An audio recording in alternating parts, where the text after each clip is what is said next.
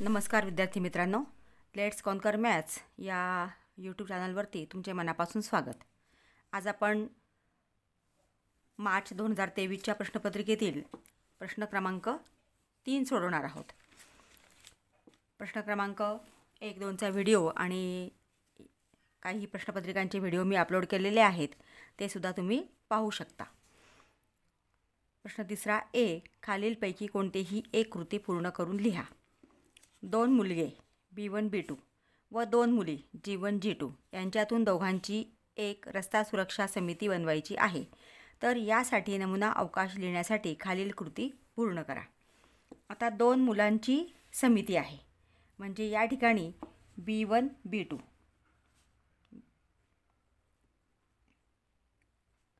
B1 B2 हे बॉक्समध्ये येणार आहे.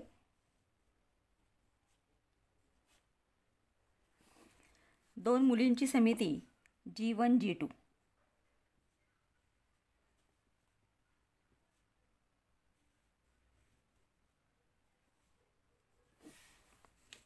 याप्रमाणे. आता एक मुलगा व एक मुलगी यांनी मिळून तयार होणारी समिती. आता बघा, B1 G1, कारण एक मुलगा आणि एक मुलगी पाहिजे, मग B1 G1 इथं केलेली आहे. B2 G2 ही दुसरी समिती. आता B1 ह्या दोन यांच्याशी पेअर तयार केली. आता आपल्याला B2ची करायची. मग B2 G1 इथं जे येणार आहे ते B2 G1 आणि B2 G2 B2 G2 याप्रमाणे लिहायचं आहे. आता नमुना अवकाश हा सगळ्यांचा असतो, म्हणजे हे 2 आणि हे 4 यातले सगळे एकूण 6 घटक या ठिकाणी आले पाहिजे. आता कुठले कुठे लिहून झाले बघा आणि कुठले नाही लिहून झाले. B1 B2 लिहिला आहे, नंतर हा लिहून झाला आहे बघा. नंतर पुढचा आहे B1 G1 हा लिहून झाला आहे. इथं B2 G2 म्हणजे B2 G2 हे लिहून झाले. नंतर G1 G2 म्हणजे हे 4 समित्या लिहून झाल्या आहेत. आता राहिलेल्या कुठल्या आहेत की B1 G2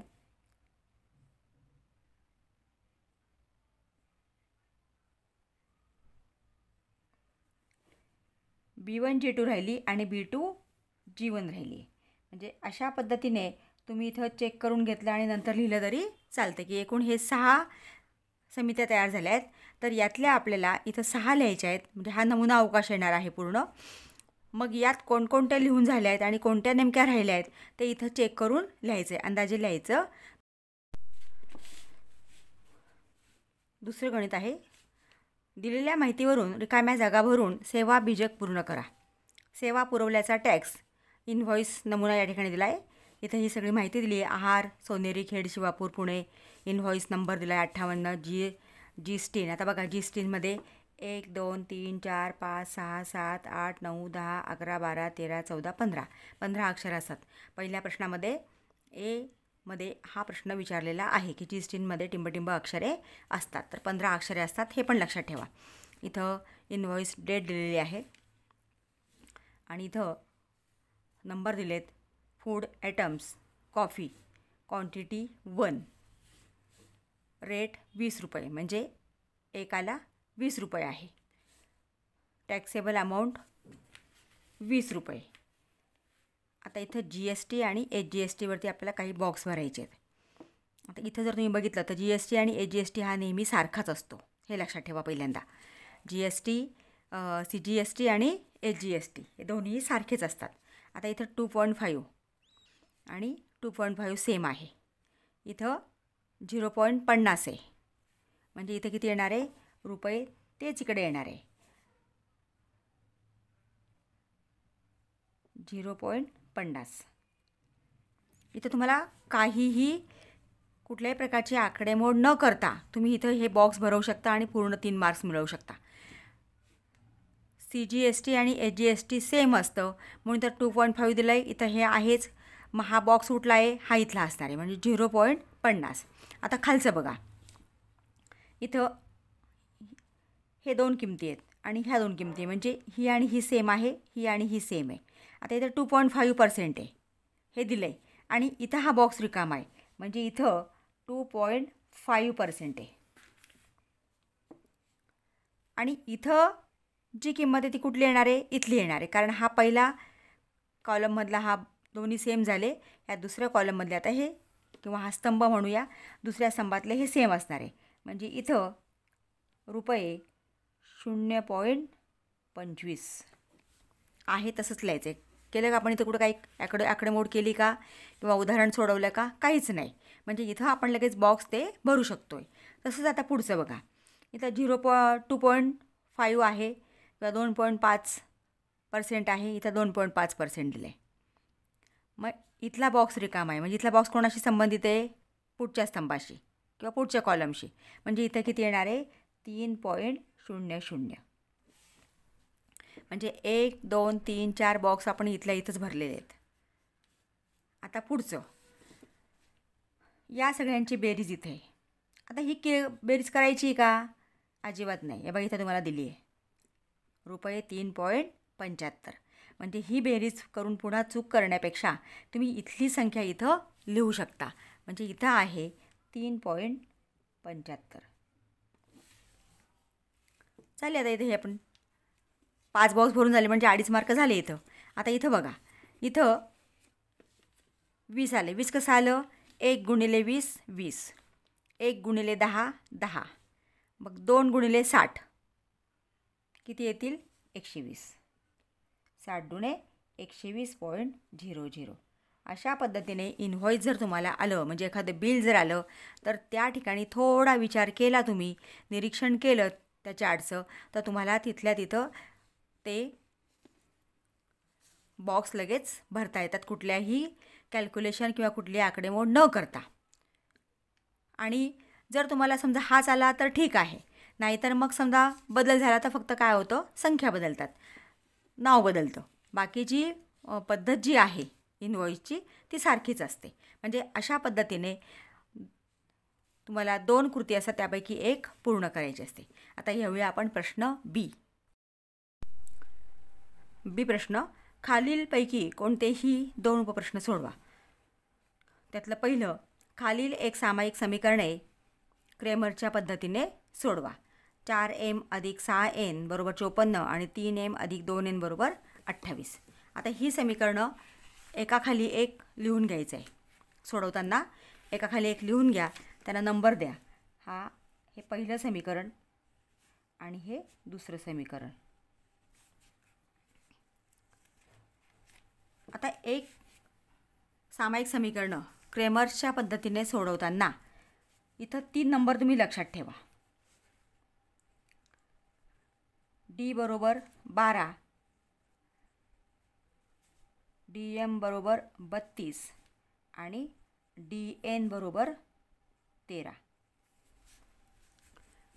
D बरोबर 12, DM बरोबर 32 आणि DN. आता इथं समजा XY असेल तर D DX DY, MN असेल तर D DM DN.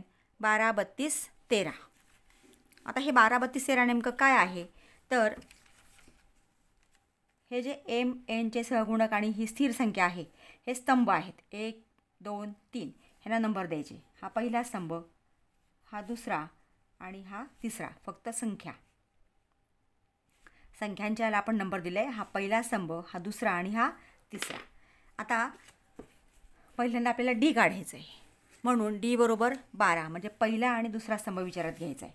बघा आता D आणि ह्या 2 रेघा ज्या आहेत त्या द्यायच्याच आहेत, कारण ती निश्चयकाचा तो सिम्बॉल आहे. बरेचसे विद्यार्थी बोर्डाच्या परीक्षेमध्ये पूर्ण गणित बरोबर सोडवतात विद्यार्थी मित्रांनो, परंतु ह्या 2 रेघा देत नाही, त्याच्यामुळे त्यांचे मार्क जातात. कारण या रेघांशिवाय तो निश्चयकच नाही आहे. म्हणून तुम्ही ह्या 2 रेघांमध्येच ते लिहायचं आहे. आता इथं D बरोबर 12 म्हणजे पहिला आणि दुसरा स्तंभ. पहिला स्तंभ काय आहे? 4 3.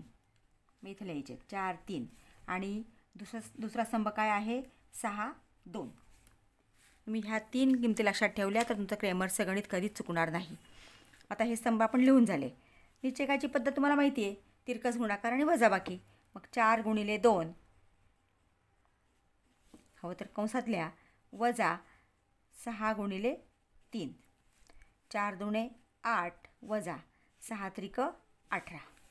आता 8मधनं 18 जात नाही म्हणून मग 18मधनं 8 वजा करायचे. 18मधनं 8 गेले 10 आणि या दोघांमध्ये मोठी संख्या कोणती आहे 18. त्याला कोणतं चिन्ह आहे वजा, म्हणजे इथं वजा चिन्ह द्यायचं आहे. म्हणजे डीची किंमत आलेली आहे वजा 10. आता पुढची किंमत काढायची आपल्याला DM.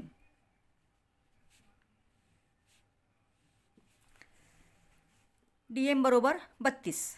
32 म्हणजे तिसरा आणि दुसरा कॉलम. आता पहिल्यांदा तिसरा लिहायचा आहे. तिसरा कॉलम आहे 54 28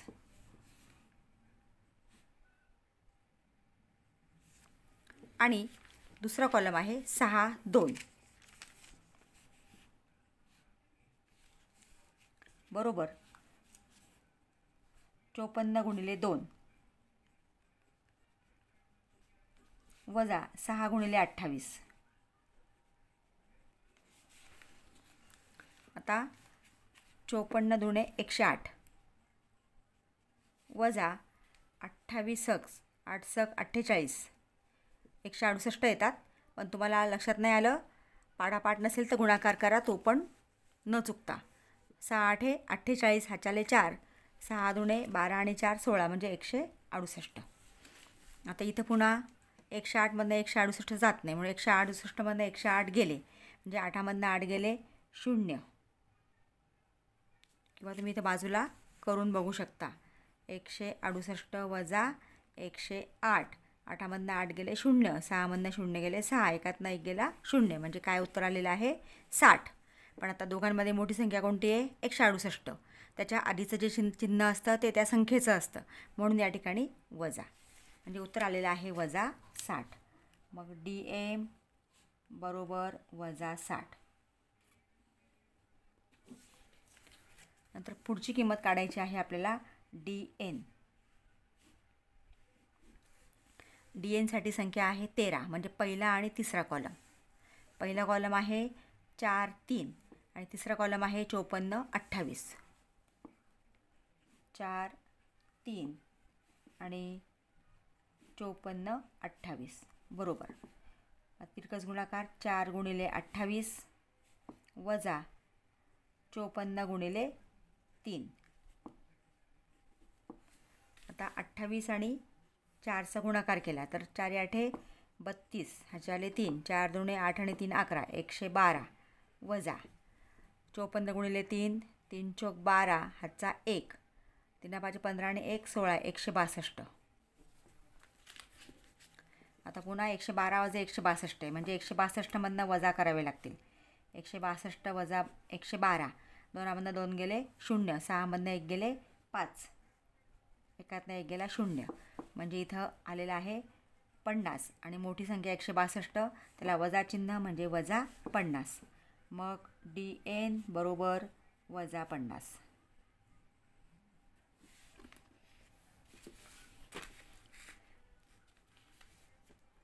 तर विद्यार्थी मित्रांनो, याचं जे मार्कांची स्कीम असते ती कशी असते बघा. याला अर्धा मार्क आहे. त्याच्यानंतर D बरोबर किंमत काढलेली अर्धा मार्क आहे. DMला अर्धा मार्क, DNला अर्धा मार्क म्हणजे 2 मार्क झाले आणि XYच्या किमती म्हणजे M आणि Nच्या किमती काढायला अर्धा अर्धा मार्क, असे 3 मार्काचं हे गणित आहे. आता आपण Mची किंमत काढायची.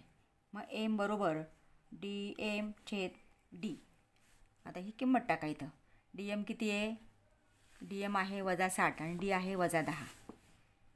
वजा 60/10. आता इथं आपण भाग दिला. 10 1 10, 10 6 60 किंवा 2 हे शून्य घालवले तरी चालतं आहे. म्हणजे M बरोबर आणि समान चिन्ह आहे, समान चिन्हांचा भागाकार नेहमी धन येतो म्हणून M बरोबर 6. याला अर्धा मार्क आणि Nची किंमत काढायला अर्धा मार्क.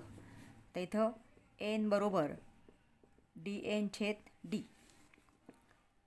DNची किंमत आहे वजा 50 आणि Dची किंमत आहे वजा 10. वजा 50/वजा 10 0 0 घालूला म्हणजे किती आलं 5 आणि समान चिन्हांचा भागाकार हा धन येतो म्हणून n बरोबर 5.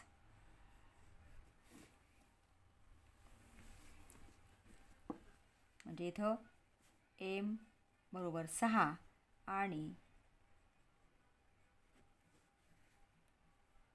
n बरोबर 5 ह्या किमती आपल्याला मिळालेल्या आहेत. अशा पद्धतीने हे क्रॅमरचं उदाहरण सोडवायचं आहे. आता पुढचं उदाहरण घेऊया. दुसरं उदाहरण. सूत्राचा उपयोग करून खालील वर्गसमीकरण सोडवा. x वर्ग अधिक 10x अधिक 2 बरोबर 0. आता हे समीकरण या सामान्य रूपातच असलं पाहिजे. आता इथे हे दिलेलं आहे आणि नसेल तर ते सामान्य रूपात आणून घ्यायचं आहे आणि मगच उदाहरण सोडवायचं आहे. तर सोडवूया उदाहरण. x वर्ग अधिक 10x अधिक 2 बरोबर 0. आता या समीकरणाची आपल्याला x वर्ग अधिक bx अधिक c बरोबर 0 या वर्ग समीकरणाशी तुलना करायची. मग x वर्ग अधिक 10x अधिक 2 बरोबर 0 या वर्ग समीकरणाची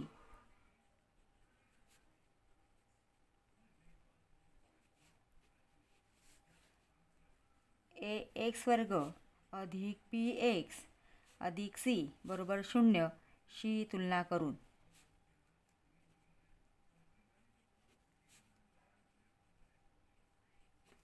लिहिताना हे एकाखाली एक असल्या म्हणजे आपल्याला ABCच्या किमती पटकन लिहिता येतात. तर aची किंमत किती आहे? इथं 1 x वर्गाचा सहगुणक म्हणून a बरोबर 1, b बरोबर 10 आणि c बरोबर 2.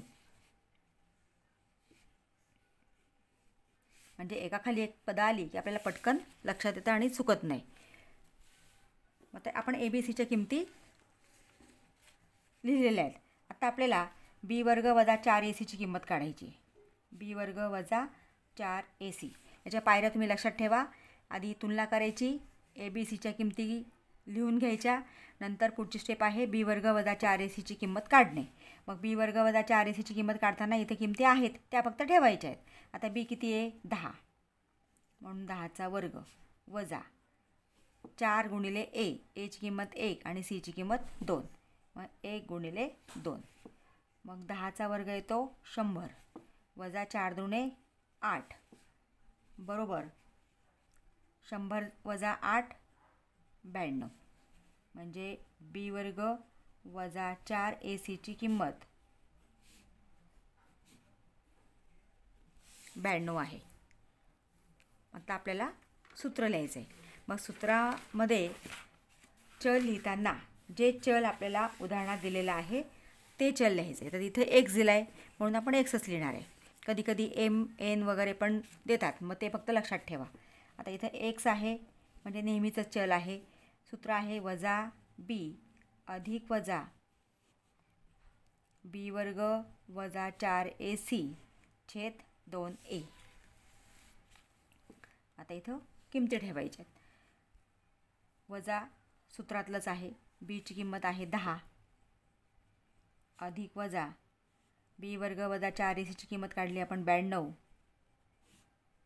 छेद 2 गुणिले aची किंमत आहे 1 बरोबर वजा 10 अधिक वजा. आता 92ची आपल्याला फोड करायची आहे म्हणजे 4 गुणिले 23 चोक 92 येतं म्हणून 4 गुणिले 23 आणि बे 1 बे बरोबर वजा 10 अधिक वजा. आता 4चं वर्गमूळ आपल्याला काढता येतं. 4चं वर्गमूळ येतं 2 म्हणून वर्गमुळात बाहेर, वर्गमुळाच्या बाहेर 2 लिहिले, वर्गमुळात 23 छेद 2. आता इथं 10 म्हणजे 5 गुणिले 2 आहे म्हणजे 2 सामायिक आहे. मग हा 2 आपण बाहेर काढला तर बे 5 10 म्हणजे वजा 5 अधिक हा 2 आपण आधीच बाहेर काढला आहे. इथं राहिलं फक्त शिल्लक वर्गमुळात 23 छेद हा 2 आहे तसाच. हा 2 गेला. मग x बरोबर वजा 5 अधिक वजा वर्गमुळात 23. आता एक्सच्या दोन किमती लिहायच्या आहेत. एक्स बरोबर -5. एकदा आधी घ्यायचं, एकदा वजा घ्यायचं. एकदा आपण आधी घेतलं वर्गमुळात 23 किंवा एक्स बरोबर -5 वजा वर्गमुळात 23.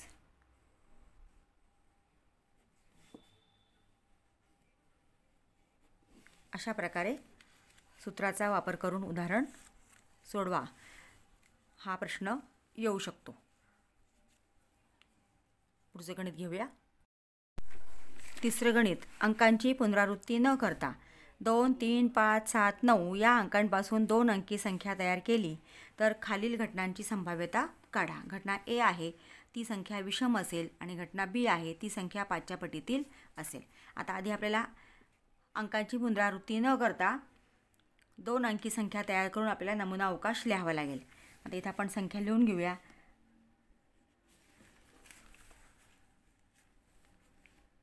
2, 3, 5, 7, 9.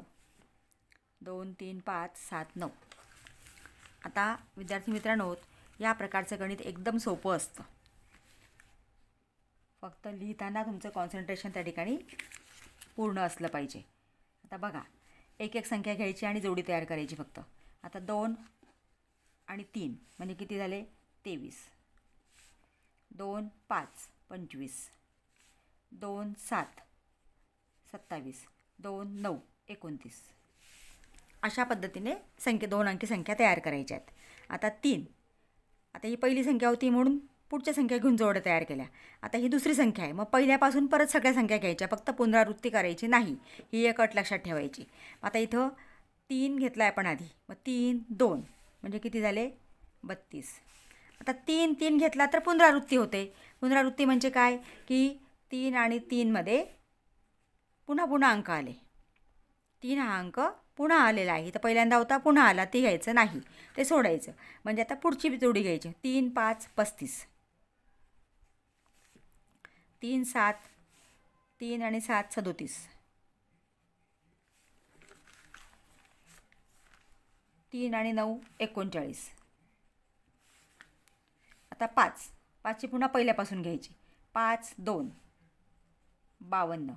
5, 3, 53. 5, 5 नाही घ्यायचे. 5, 7, 57. आणि 5, 9, 59. आता 7 पुन्हा पहिल्यापासून. 7, 2 म्हणजे 72. 7, 3, 73. 7, 5, 75. 7, 5 झाले. आता 7, 7 नाही घ्यायचे. 7, 9, 79.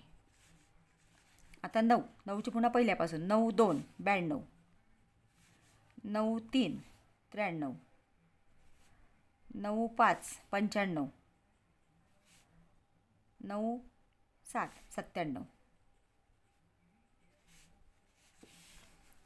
आता बघा किती आले नमुना अवकाशमध्ये संख्या. 1, 2, 3, 4, 5, 6, 7, 8, 9, 10, 11, 12, 13, 14, 15, 16, 17, 18, 19, 20. म्हणजे आता इथं खाली नंबर ऑफ एस लिहायचं आहे. नंबर ऑफ एस आलेले आहेत 20. म्हणजे तुम्ही हे पूर्ण लिहिलं अर्धा मार्क, हे लिहिलं अर्धा मार्क. आता इथं आपल्याला घटना लिहायच्या आहेत. घटना काय बघा, ती संख्या विषम असेल. आता आपण एक टाकूया. घटना ए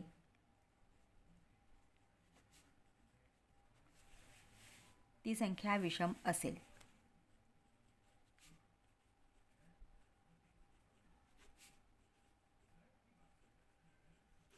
ती संख्या विषम असेल. आता इथं एचा आपल्याला संख्या शोधायच्या आहेत. विषम संख्या. विषम संख्या म्हणजे काय की ज्या संख्यांना 2ने पूर्ण भाग जात नाही त्यांना, किंवा बाकी 1 उरते त्यांना विषम संख्या म्हणतात. आता इथे किती आहे? 23, 25, 27, 29 ह्या विषमच आहेत. किंवा एकक स्थानी 0, 2, 4, 6, 8 अंक नसलेल्या सगळ्या संख्या विषम असतात, हे पण लक्षात ठेवा. म्हणजे इथं 23, 25, 27, 29. 32 नाही येणार कारण इथं 2 आहे. 35, 37, नंतर 39, 52 नाही येणार कारण इथं 2 आहे. 53, 57, 59, 72 नाही येणार. 73, 73 नंतर 75, 79,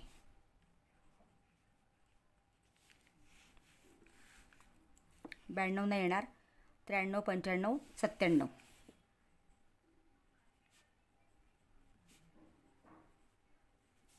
याप्रमाणे. कारण इथे एकच समसंख्या आहे, फक्त 2. ही ज्या ज्या ठिकाणी ज्या संख्यांच्या एकक स्थानी असेल त्या संख्या येणार नाहीत. बघा 32, नंतर 52, 72, 92, याप्रमाणे.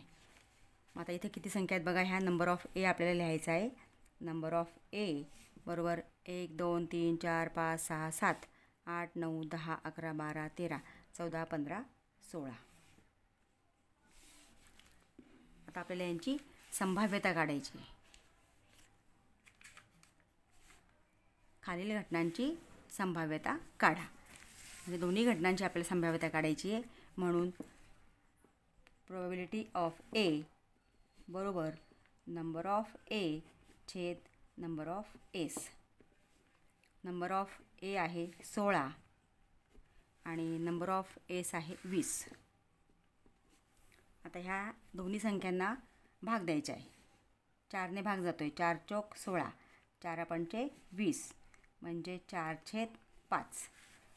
म्हणजे प्रोबॅबिलिटी ऑफ ए 4/5 किंवा 4/5. आता पुढचं बी आहे.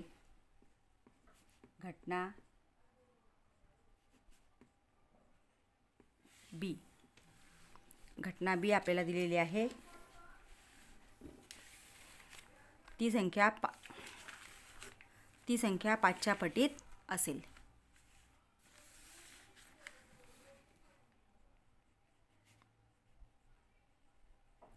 ती संख्या 5च्या पटीत असेल.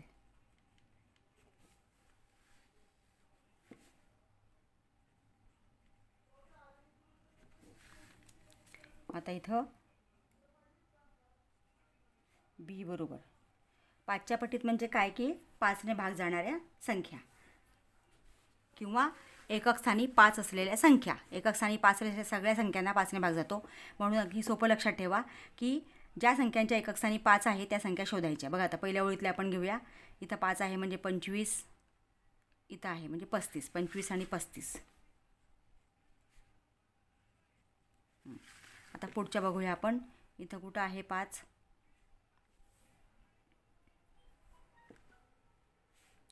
75 आणि 95. एकक स्थानी 5 असलेल्या संख्या फक्त शोधा. 5च्या पटीत म्हणजे 5च्या पाड्यातल्या. आता या ठिकाणी 25, 35, 75, 95. मग नंबर ऑफ बी बरोबर किती आहे? 1 2 3 4. प्रोबॅबिलिटी ऑफ बी बरोबर नंबर ऑफ बी छेद number of S. Number of B आहे 4 आणि नंबर ऑफ एस आहे 20. तिथं भाग द्या.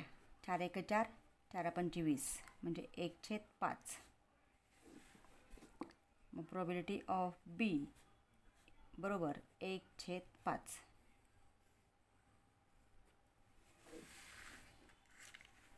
पाचच्या पटीतल्या म्हणजे 5च्या पाड्यातल्या संख्या. आणि 5च्या पाड्यातल्या तुम्ही संख्या घेतल्या तर त्या ठिकाणी 0 आणि 5 येतो. परंतु ते 0 काय संबंधच नाही आहे. म्हणून आपण 5 एकक स्थानी 5 असलेल्या संख्या शोधलेल्या आहेत.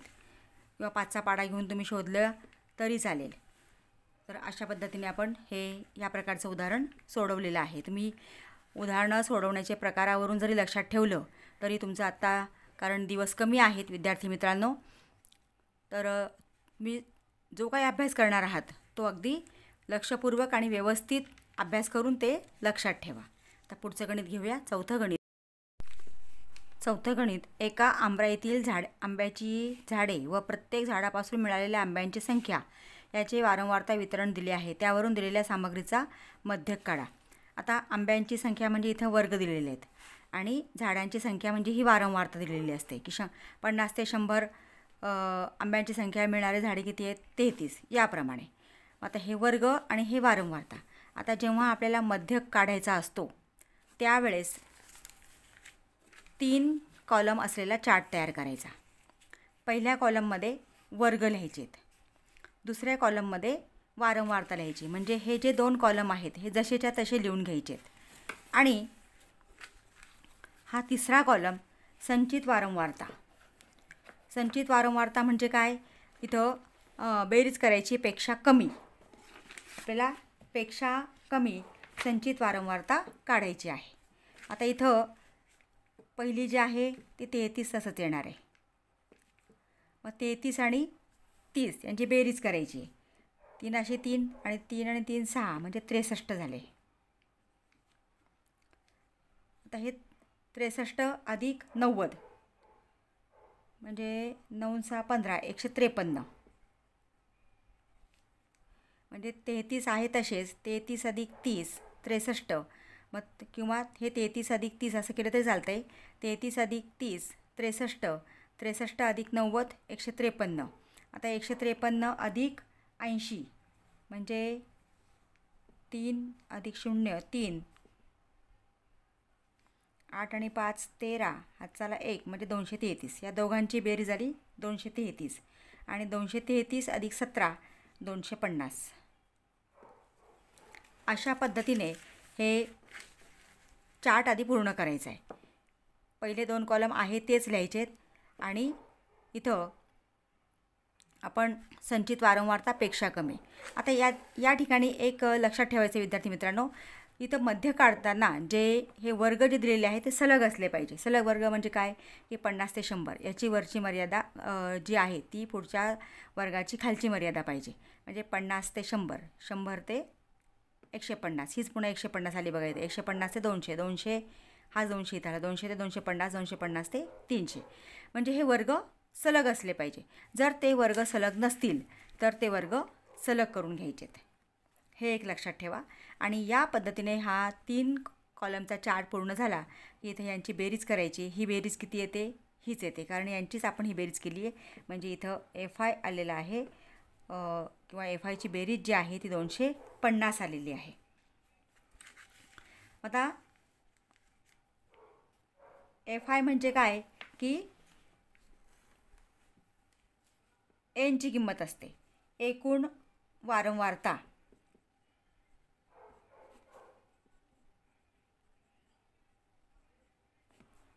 एकूण वारंवारता N बरोबर 250. मग आपण N/2 काढायचं आहे. N/2 बरोबर 250/2. इथं आपण भाग दिला. बे एक बे, बे एक बे, बे दुणे 4, 1 उरला, बे पंचे 10 म्हणजे 125. N/2ची किंमत आलेली आहे 125. आता 125 पेक्षा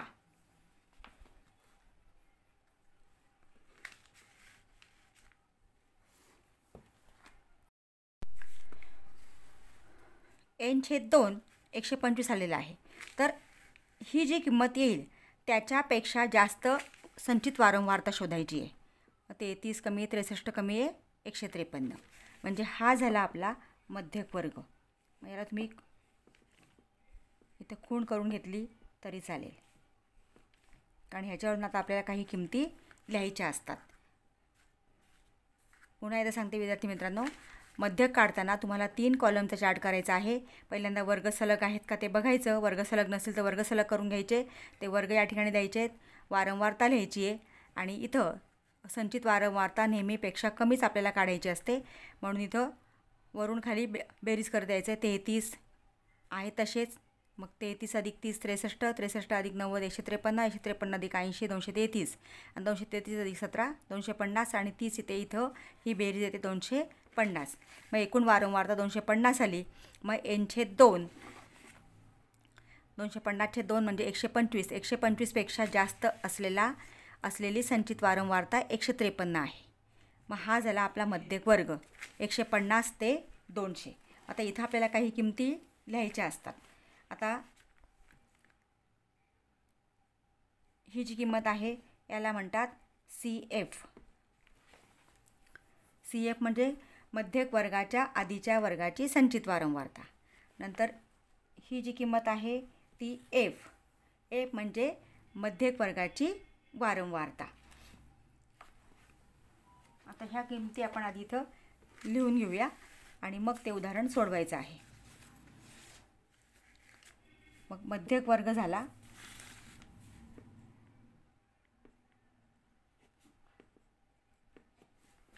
150 ते 200.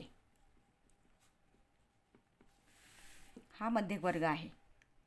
आपण हे शोधलं होतं 150 ते 200 हा मध्यक वर्ग झाला. त्याच्यानंतर L मध्यक वर्गाची खालची मर्यादा असते म्हणून 150. नंतर F बरोबर इथं आपण लिहिलं आहे बघा 90 मध्यक वर्गाची वारंवारता. नंतर CF म्हणजे मध्यक वर्गाच्या आधीच्या वर्गाची संचित वारंवारता. म्हणजे CF किती आहे 63. आणि H बरोबर यांचं वर्गांतर 150 ते 200 मधलं वर्गांतर आहे 50.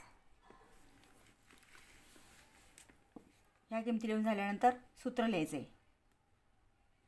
मध्यक बरोबर L अधिक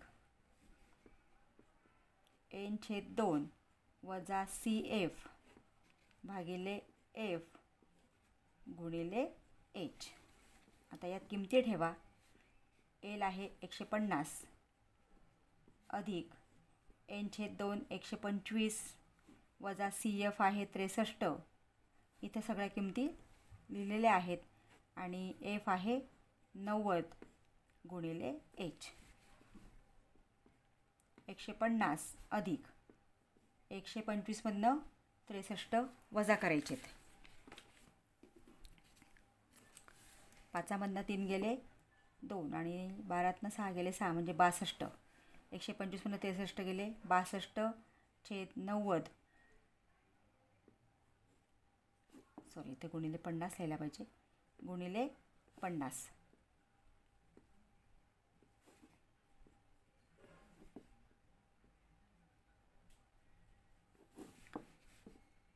बरोबर 150 अधिक 62/90 गुणिले 50. हा शून्य इथं आपण घालवला तर 9ने भाग द्यायचा आहे 62ला.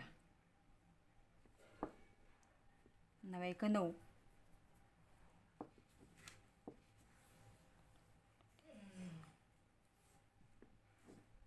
9×54. 62 मधनं 54 गेले 6 उरले 0 घेतला. 62/90 हा शून्य आपण घालवला. 9ने इथं भाग द्यायचा 62ला. मी बाजूला इथं भागाकार करून घेतला तरी चालते. 62ला 9ने भागला आपण. 9×54. 62 मधनं 54 गेले 8 उरले 0 घेतला पॉईंट दिला. 9×8 72. 80 मधनं 72 गेले 8 उरले 9×8 72 म्हणजे 6.88. इथं 6.88 आलेलं आहे. 6.88 गुणिले 5 34.40.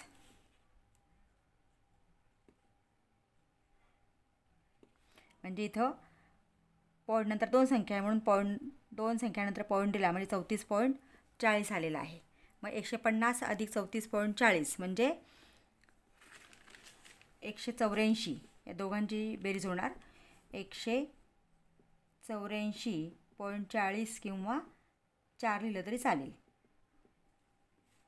म्हणजे मध्यक बरोबर 184.40. अशा पद्धतीने आपल्याला हा मध्यक काढता येतो. विद्यार्थी मित्रांनो, तुम्ही अजूनही चॅनलला नवीन असाल, चॅनलला सबस्क्राईब केलं नसेल तर प्लीज चॅनलला सबस्क्राईब करा. बेल आयकॉन प्रेस करा म्हणजे पुढच्या व्हिडिओचं नोटिफिकेशन तुम्हाला मिळेल. पुढची पुढचे व्हिडिओ मी लवकरच अपलोड करणार आहे. व्हिडिओ आवडला असेल तर लाईक करा आणि आपल्या मित्रांना शेअर करा. थँक्यू.